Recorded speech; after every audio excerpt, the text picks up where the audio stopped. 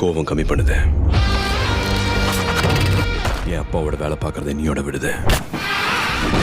அடித்தடி கட்ட பஞ்சாயத்து ரத்த கிளறி ரவுடித்தனும் எல்லாத்தையும் நொடியோட விட்டுடுது. சிரிக்க சந்தோஷமா இருக்க முயற்சி பண்ணுது. என் பொறுப்புக்கான பர்பஸ் உன் பாஷையில் சொல்லணும்னா என் தம்மம். இனி காதல், பரிசுத்த காதல், அது மட்டும்தான் கட் அண்ட் ரைட்டாக சொல்லிக்கிடுது. இப்போ நீ சொல்லு, கல்யாணம் பண்ணிக்கலாமாடி?